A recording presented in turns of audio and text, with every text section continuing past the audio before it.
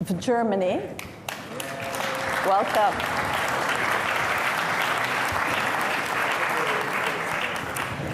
Antony Blinken, Secretary of State, the US.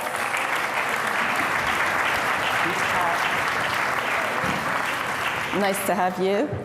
And Subramanian Jaishankar, Minister of External Affairs, Republic of India. Minister.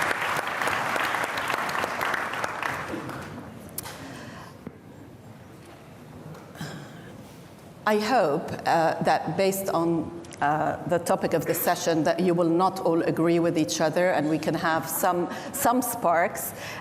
We have about 43 minutes and I will prepare your questions because I'll ask a few questions and then I'll turn to the audience. Minister Baerbock, I'm going to start with you. Germany's national security strategy calls for expanding global partnerships. And is quite open about the multipolarity of the world today. How do you go about it at a time when there are so many divisions, and particularly when increasingly we feel the global south and the Western world are not on the same page? Well, first of all, good afternoon. Very good to have this important session with my dear colleagues. In a nutshell, it's more important than ever because we are not naive. Obviously, there are ruthless actors who don't want to grab up the title of our panel, negotiate the slice of the pie, but they want to rob the whole bakery. And having that in mind, I believe it's even more important than ever that those who are at the table negotiating about the slices of the pie stay there, first of all, resolute, respectfully, and also reflective. And this is the core also of our national security strategy, which we have drafted as the German government, making very clear in the light of this ruthless war of aggression against Ukraine that we are resolute in defending international law. It's the best protection for everybody around the world. So there is no question about negotiating whether Ukraine has right of self-defense or not. We all agreed, and not only, I don't like that word, but Western actors, we all agreed in our Charter of the United Nations, there is the right of self-defense, and we all agreed on the Universal Declaration of Human Rights. Having said that, obviously, we have to be respectful that especially within Ukraine, and I think this is the lesson we have learned, and it was very important to speak to partners like India and so many around the world, Brazil, South Africa, we have to be respectful that obviously in this moment when we said we need the whole international security, others asked some questions, like, where have you been when we needed you? Or asked some question, so actually, what does it mean for the future? Do you also stand with us? And this is, I would say, maybe something new in the attitude, at least from our foreign politics from Europe, to say, okay, we cannot take for granted that everybody just agrees with our European or transatlantic vision. And the third part, I think it's the most easy, but it's the strongest asset for democracies. The strength of democracy, in my point of view, is that we can be self-reflective and self-critical. So asking in a moment when others, for example, war of aggression, we're not saying automatically, okay, we support you, not saying, why don't you get it, but asking ourselves why they cannot support us. And I think this is the critical part, but the most powerful part. And at least, again, in our national security strategy, we try to do it, talking about, for example, our colonialism past. Understanding why South Africa was mentioning the whole time their ties with Russia in the apartheid regime. And being self-critical and saying, oh yeah, not all democracies have stood back in time at their time. And taking that as something where we said, yes, we might have made mistakes in the past, but we cannot change the past, we can only change the future together. I think this is the strength of multilateralism, and we see around the world the majority believes in it.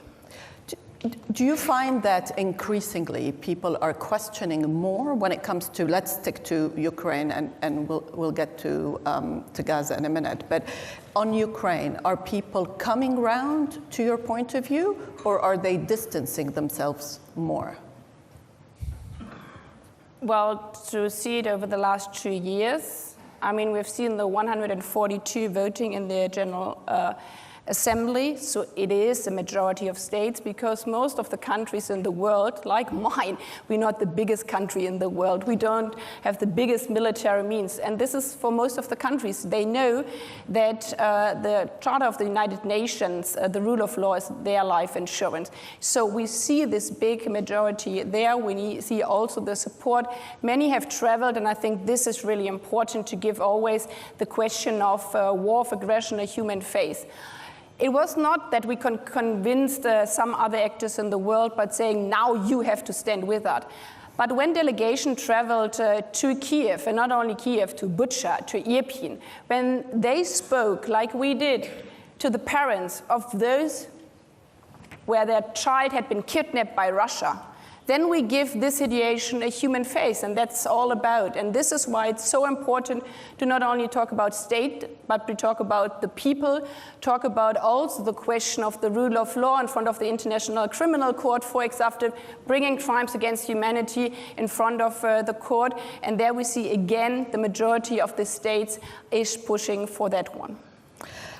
Secretary Blinken, there's a feeling that it's more than a feeling. It's what we see happening on the ground, that the US-China tensions are leading to greater fragmentation, and that you're almost competing for, alliances. Who's our ally? And we see this within the UN and various UN institutions, but we just see it all around the globe.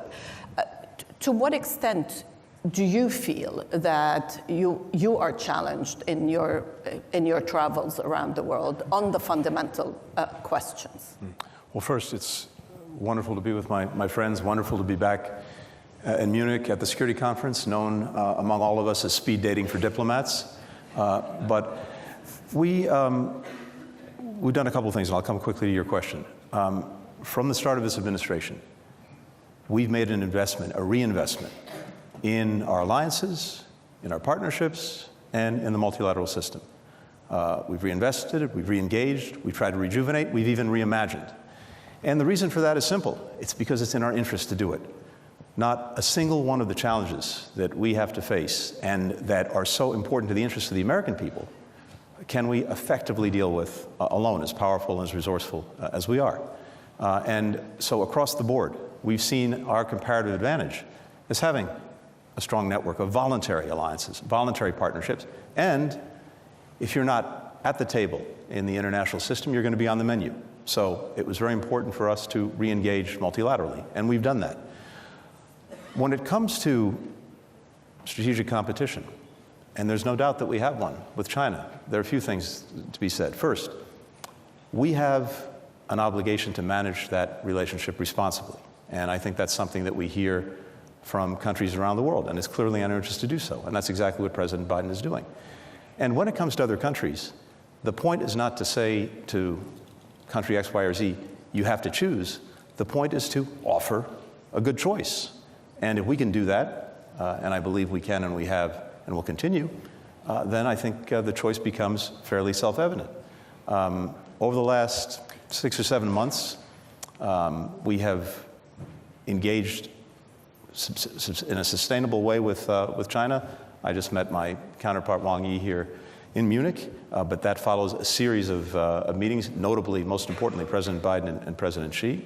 And I think we brought greater stability to the relationship, not moving away from or ignoring the fact that, yes, we have a competition. There are areas where we are contesting each other, but there are also areas where we can and should cooperate because it's in our interest to do that. One of the best examples of that is the agreement we reached with China on fentanyl. The single largest, the number one killer of Americans aged 18 to 49 is a synthetic opioid, fentanyl. Now we have meaningful cooperation from and with China on fentanyl. That's going to make a difference in the lives of Americans. And you think it is sustainable to have cooperation in some areas, climate being one of them, but to have a strategic competition, the strategic competition that defines geopolitics today and that will go on for a very long time, do you think that that is sustainable, that both sides sort of can find rules of engagement? This is where we compete, and this is where we cooperate? Some fundamentals haven't changed. Countries will act in their self-interest.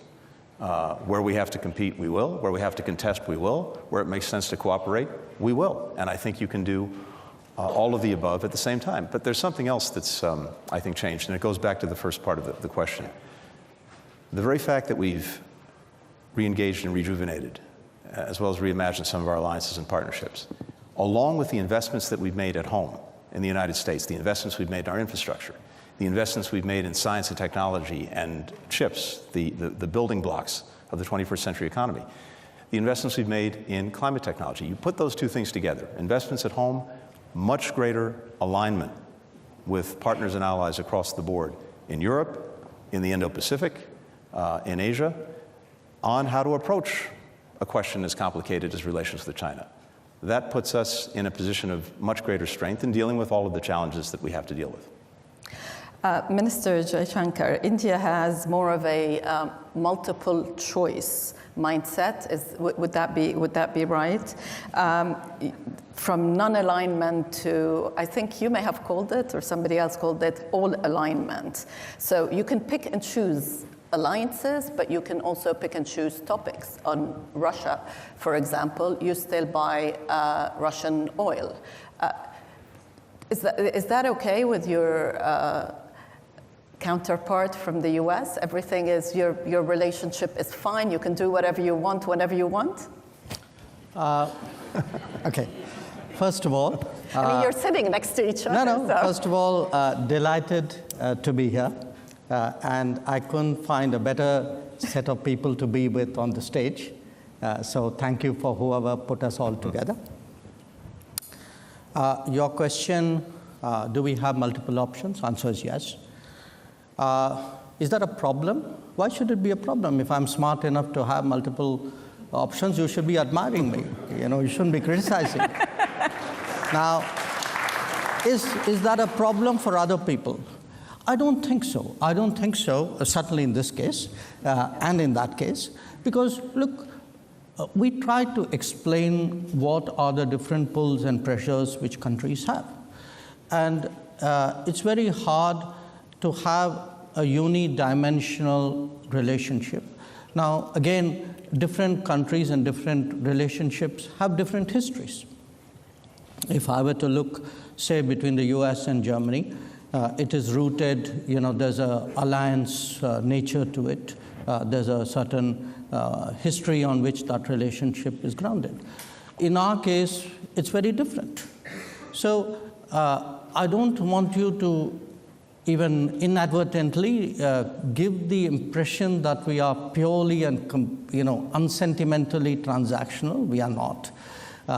We get along with people, we believe in things, we share things, we agree on some things, but there are times when when you're located in different places, have different levels of development, different experiences. All of that gets into it. So life is complicated, life is differentiated, and I think it's very important today not to reduce the entire complexity of our world into very sweeping propositions. Yeah. I think that era is today behind us. Yeah. So I agree very much with what Tony said, which is good partners provide choices. Smart partners take some of those choices. But sometimes there will be choices on which you say, well, I think I'll pass up on that one. It's a very good point, which brings me to the BRICS and the rise of middle powers, because that is one of the shifts that we see today. To what extent do you think that is a challenge to the West, or maybe that can be sort of the bridge, especially in a world where we will see continued competition between the US and China? And I'm going to ask Minister Jaishankar first, but I'd love for both of you to come in as well. I thought maybe the BRICS one, you wanted the US. After you, Jack, please. Look, again, I think it's important to go back to how it began. The BRICS started in an era where Western dominance was very strong. The premier gathering of the world was the G7. And you had a number of significant powers in the world who felt that, well, they were not part of the G7, but maybe they also brought value to the table by sitting and discussing with others. So in a sense, you had a collection of these countries. It was originally 4. South Africa joined later. If you look at it, it's a very interesting group because it's geographically as disparate as it can be. Yet it is bound by the fact that these discussions we've had over a decade and a half have been very useful for all of us. Now, like any product, you test it in the market at some point. We tested it last year and asked people, so how many of you want to join BRICS? And we got almost 30 countries who were willing to join BRICS. So clearly, if 30 countries saw value in it, there must be something good we've done. So I think it's important today to make a distinction between being non-West and anti-West. Mm-hmm. I would certainly characterize India as a country which is non-West, but which has an extremely strong relationship with Western countries, getting better by the day. Not everybody else necessarily in that grouping might qualify for that description, but the contribution the BRICS has made, if one looks at the G7 and how it evolved into the G20, I think in a way, those additional 13 members who came into its bigger grouping, 5 of them are BRICS members. The fact that there was another group which was meeting regularly and discussing and debating, I think certainly was an input into the expansion of the G7 into the G20. So I think we did a service to the world. Yeah. Secretary Blinken? I'm tempted to say what my friend said and leave it at that. Look, what we don't need to do and what we're not doing is trying to somehow design the world into rigid blocks. Each and every one of the issues that we have to deal with and deal with in the interest of the American people may have different collections and coalitions of countries that are focused on it, that bring certain experiences, certain capacities. And I think about it as variable geometry. We're putting together a puzzle with collections of countries and not just countries, organizations of different sizes and different shapes to deal with a given problem. As Jai said, we have, and of course the fact that the relationship between our countries, I would argue, is the strongest it's ever been. It makes no difference that India happens to be a leading member of BRICS. We're a leading member of the G7.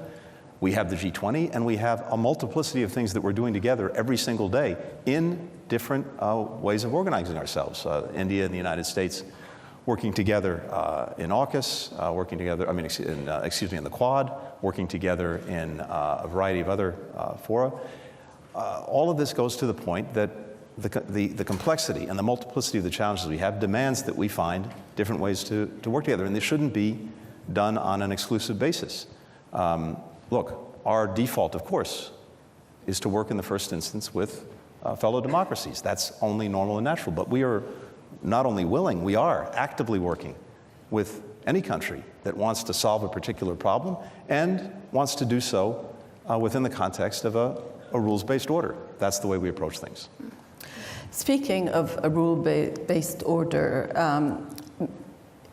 major powers today are criticized for sort of upholding the rule-based order and upholding values in certain areas, but not in others. And a lot of people around the world, and particularly in the global south, but I would say not only in the global south, even within our Western democracies, are confused. they look at what's happening in Gaza and at the intensity of the killing, and they ask, where are human rights? Where are these Western values? I'm sure you're having here today and yesterday a lot of similar discussions, Minister Baerbock. Yes, and they are so productive because many of them are not only speed dating, but behind closed doors, very trustfully. And I think the most important job for those who believe in a rules-based international order, be it politicians, be it journalists, be it citizens, is to not be pushed into this speed dating, into this black and white world in all our bubbles. Because easily, and this is a double standard question, yeah? If you only look, and you mentioned the situation in Gaza, if I only see the whole time on YouTube what's happening in Gaza, and I do that every second day, every day I cannot stand it because otherwise I couldn't get out of my bed anymore. Yeah, your reality is obviously the only thing what we can and have to do right now is to go in a total ceasefire, to rescue these innocent children dying there every day. Yeah? So, and you're 100% right by that. But the question is to really come to this reality is to force myself, not myself, but all these persons are saying this is the moral right thing to do, to then also ask, so how do we come to that? And this is then when some might ask, so why you, German Foreign Minister, didn't call for immediate ceasefire the last months ago? Because I also looked at the other side, at the other YouTube videos, at the other bubbles, yeah, where I saw 4 days after the 7th of October, I didn't even see it, I spoke to the father whose wife and 2 little girls had been kidnapped by terrorists from Hamas. I saw the video where women have been not only raped, but murdered afterwards. And in that moment, for me, it was clear, again, that we can also not only relate to the past, saying, okay, we know how negotiations about with terrorists are working, because if you saw that video and if you were ready to see these women suffering there, you understand that this is not only a military logic, because those people who are doing this, raping a woman and killing her afterwards, they don't want to exchange soldiers or political prisoners. They enjoy slaughtering women. I'm saying that because I think this is really important, bringing it down to the people, because then you understand in this kind of situation, how do we come now to a ceasefire? That the release of hostages, the release of these women is crucial, because otherwise we can never save the children in Gaza. So this comes all back to what my dear colleague Zhishenko has said. If we're not capable of stepping out of right or wrong, yes or no, black or white, we will, in this world of dilemmas, never do what our job, I would say, the 3 of us here, is to do all the best to rescue people. And this is why we have been working so intensively with those partners, Arab partners, in the last 3 months, to see how we can come together for the most important point right now, freeing the hostages, having a humanitarian pause to bring in humanitarian support into Gaza, and not stopping, even though the headlines are there every day, you cannot fix it anyhow. I think the biggest favor for those who do not care for human rights and the international order is that we are giving up, and that we are not being ready to look at these different topics from our different side. And this is why, at least for me, I would say for all the 3 of us, use our competences, use our channels we are having. And there's, again, diversity is beneficial. If we are not all the same, but if we are trying to solve this horrible war in the Middle East from our different perspectives, then we can also bring security both for the people in Israel and the people in Gaza. I have to say, I fully subscribe to everything that Annalena said. And I think as people in positions for a brief period of time of responsibility, but also, and maybe foremost, as human beings, as mothers, fathers, children, brothers and sisters, we're intensely driven to try to prevent or stop human suffering, including the suffering of men, women, and children in Gaza. The question is how to do it most effectively and how to take account of the incredible complexity that Annalena just outlined so well. But there's another element to this that we have a responsibility to do something about. The greatest poison in our common well is dehumanization. And we see that in all directions.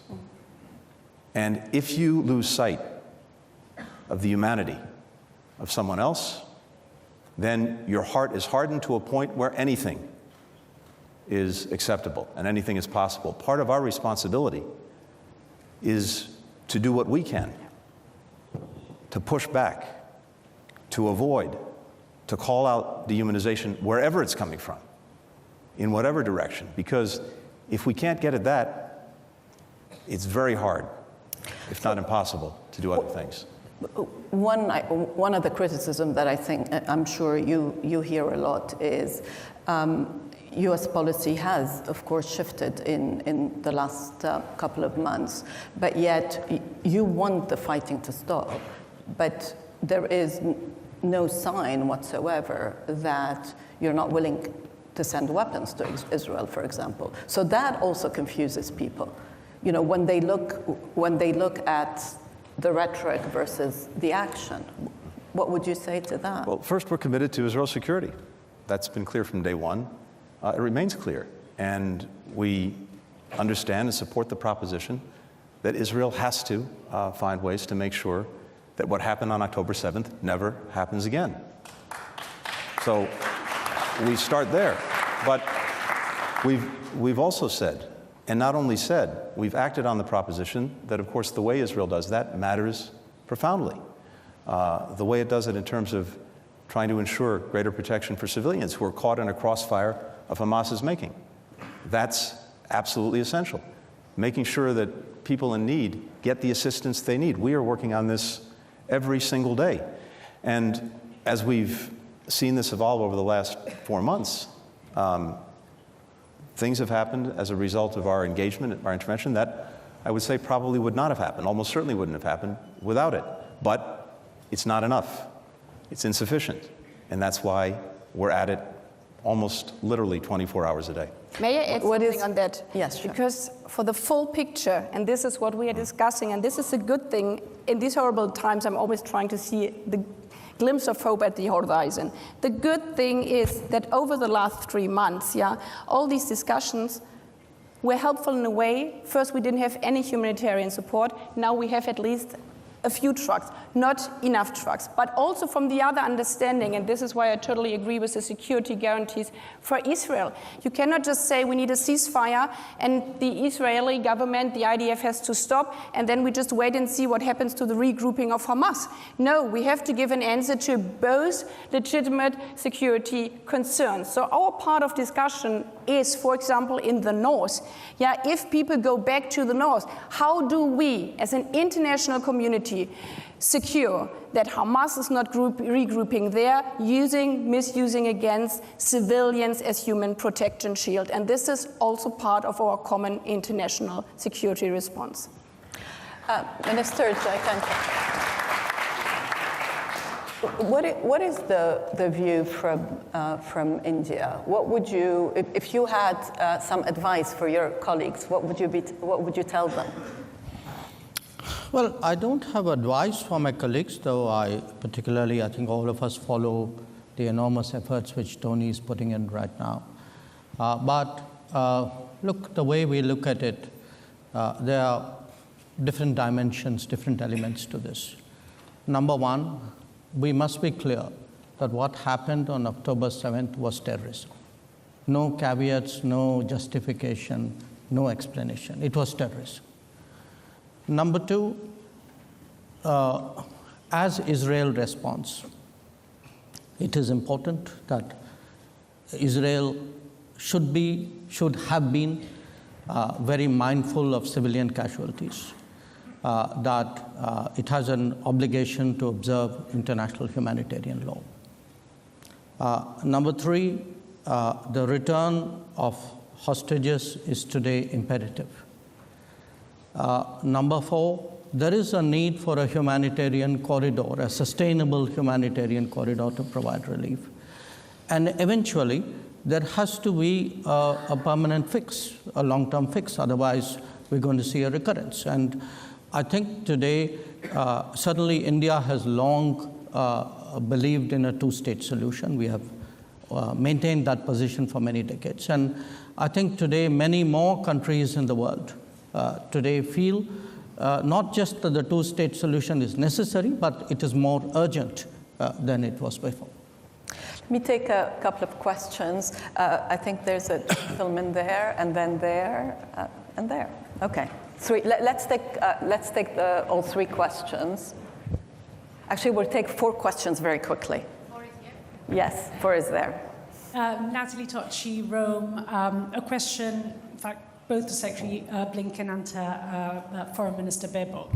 I mean, the logic of the argument of being somewhat reticent on pushing for a ceasefire, as far as I understand, is basically that of saying, well, one needs to make sure that what happened on the 7th of October does not happen again.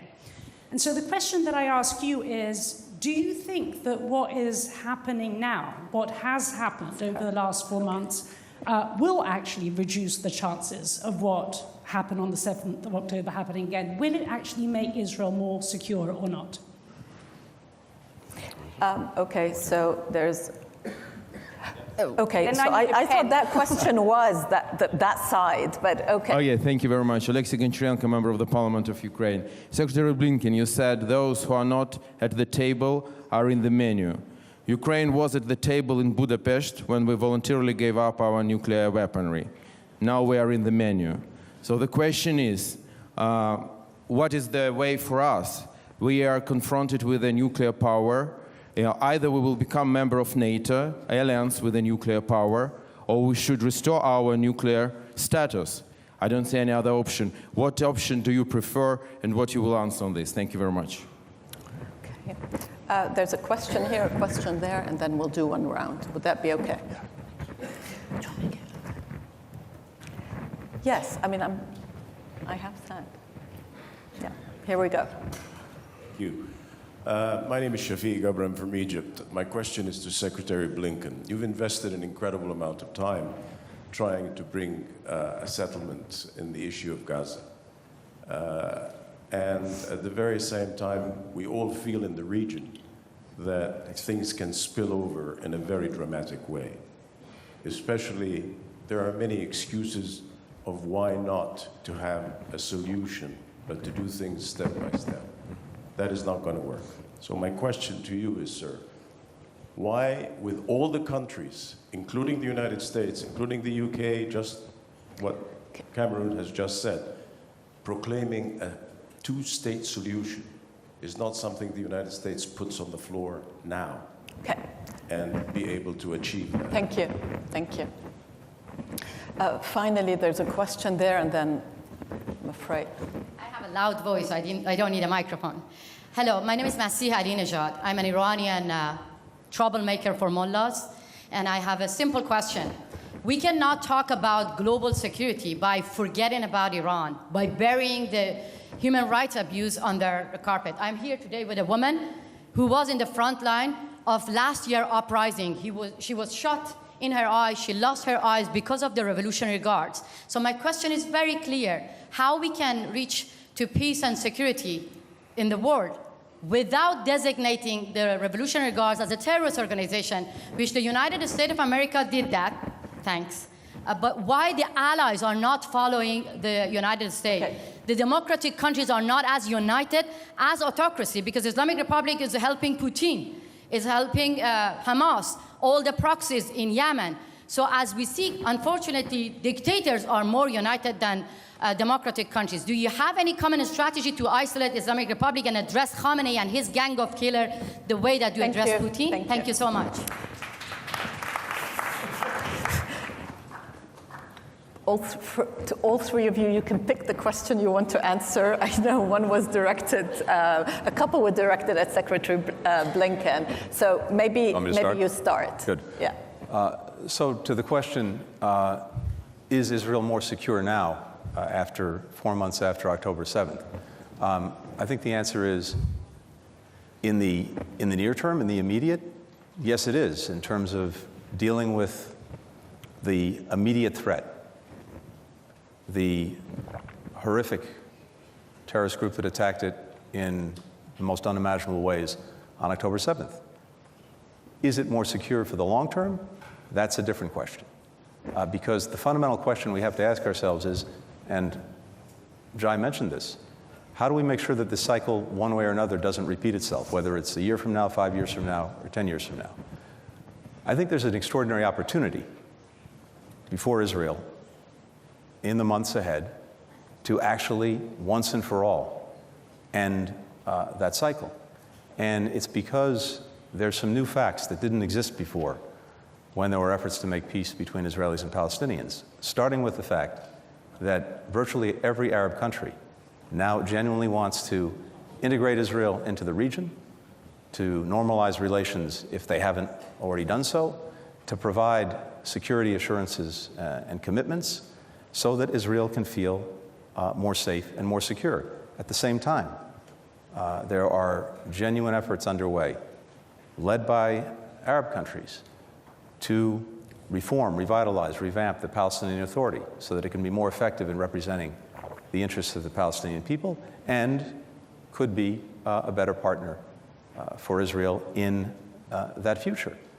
And there's also, I think, the imperative that Jai mentioned, that's more urgent than ever, to proceed to a Palestinian state, one that also ensures the security of Israel and makes the necessary commitments to do so. If you put all of that together, you have an integrated region where people are actually working together for the common good, a region in which Israel is secure in ways that it's never been before, and where the number one threat to its security, as well as the security of many of us, just alluded to in the last question, Iran, is isolated, along with all of its proxies. That future, that path is there, it's clear, it's hard, it's complicated, but it's real. The alternative is an endless repetition of the cycle that we've seen, year after year, decade after decade, generation after generation. It's incumbent upon all of us who have relationships with and responsibility for different countries in the region, things that we bring to the table ourselves, to make the hard decisions, do the difficult things, to actually make that path clear, real, and one whose attraction is overwhelmingly powerful. I think the more we're able to do that, and the more we distinguish between that path and the alternative, the greater the chance we'll actually see movement in that direction. I'll say just very quickly on Ukraine. I think you've heard throughout this conference, including by the fact that we have an extraordinary delegation from the United States Congress here, Republicans, Democrats, Senate, House, that there is enduring support for Ukraine, and that's not just from the United States, it's from country after country in Europe and well beyond, for a whole variety of reasons, starting, of course, with the aggression that the Ukrainians have suffered, but also because that aggression has gone to the very principles at the heart of the international system that each of us has a stake in preserving, and that's not going away. So there's a tremendous determination on the part of dozens of countries to do two things. First, to make sure that Ukraine has what it needs to deal in the immediate with the ongoing Russian aggression, but second, to put Ukraine on a path where increasingly, in the months and years to come, it's able to stand strongly on its own 2 feet, militarily, economically, and democratically. That is the strongest possible rebuke to Putin. It's the strongest possible rebuke to all those who would seek to undermine Ukraine. And I'll just conclude with this. The real lesson to be drawn from what we've seen, including, as you rightly said, Russia tearing up and then spitting on the Budapest Memorandum, among many, many other agreements, is that this aggression against Ukraine has been an absolute strategic debacle for Vladimir Putin and for Russia. Russia is weaker militarily, it's weaker economically, it's weaker diplomatically. Europe has ended its energy dependence on Russia in the space of 2 years. Ukrainians are more united than they've ever been, including against Russia, which was not the case, certainly in 2014. Not desirable, but it's a result of Russia's actions. And certainly since 2022.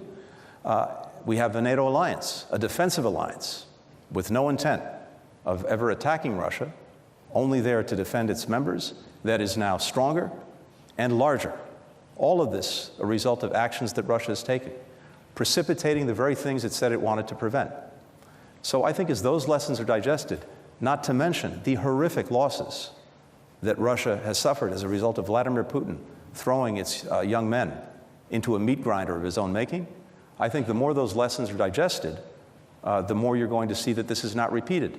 But that requires all of us to maintain the solidarity that we've demonstrated with Ukraine, a solidarity that is important not just for Ukraine, but for all of us. The stakes couldn't be higher. So my belief, again, listening to everyone here over the last couple of days, talking to our members of Congress who are with us, is that not only is that support there, it will be sustained, and Ukraine will succeed. Thank you, Secretary. Minister Baerbock. Well, I guess the question from Iran was for us. So the question was, why do you not follow the example and list them as terrorist in a terrorist sanction regime? The Revolutionary Guard. We have discussed it quite often, but the quick answer is because I'm defending rule of law, trying without any double standards. And our legal situation in the European Union, and you can like it or not, but this is in which context we are working in our European legal system. We have a sanction system for listing under terrorism if terrorism occurs in another country, especially in the European Union. It was after the attacks on the US on the 9th of September. So we need a legal ground to list them. So far, we do not have the evidence and proof that there have been these terrorist attacks in the European Union. There were different cases. It's a different legal system in the US. But, and this is important for me because I hear this argument again and again, this is not because we shy away with regard to the Revolutionary Guard or the crimes against the women, youth, civil society, its own population. No, we use the instruments we are having as a European Union to defend human rights. And we set up, for the first time in history of the European Union, a sanction systems because of human rights violation. And for me, this is even stronger. In the past, it was the same with Daesh and the crimes against Yazidi women. Yeah? They have been brought to court, not slaughtering women, not saying these are the worst sexual violence crimes you commit, but under terrorism. I think this is wrong. We have to name the crimes, and the crime is targeted directly to women, directly to human rights. We say we sanction you because of what you have done to you, shooting in your eyes, killing your friends, killing your sisters. And it's the same effects. And this, it comes all down to me. For me, politics, it's not about symbolic action. It's about what matters for the people. And under this sanction risk system, human rights sanctions from the EU, revolutionary guards, we named them, cannot enter the European Union. We have frozen their asset. So the result is exactly the same what the US has done under the terrorist sanction system. So if you ask me, do we act as a result in the same way? Yes, we do, but we call it human rights sanction system because these are the worst human rights violations you can see. And this comes also back to the other question about symbolic politics or what matters in reality. We would have been at a total different state if after the 7th of October, this was a question from Italy, after the 7th of October, we could have had a common resolution. We were in Cairo at the so-called Peace Summit, together with different countries, many Arab partners, and also from the European Union. We tried to fix a text where we would say, okay, after these horrible crimes of the 7th of October, there could be the momentum now for whatever generations have dreamt of, a two-state solution pathway. But in order to do that, we have to guarantee that the 7th of October never happens again to Israel, and we have to guarantee that Palestinians have the security to live in peace and security for them. Unfortunately, those meeting there together, not everybody was ready to name the 7th of October what it was, a terrorist attack from Hamas on Israeli people. And this is why we passed this momentum.